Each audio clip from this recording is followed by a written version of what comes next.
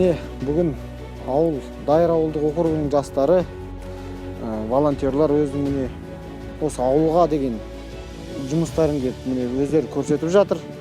Осы секілді істер әр ауылда болса деп ойлаймыз. Енді міне Дайыр төренің зиратын міне қайтадан қалпына келтіру жұмыстары жүріп жатыр. Осы волонтерларға көп рахметімізді айтамыз. Енді осы жастар қалған жастарға үлгі болсын.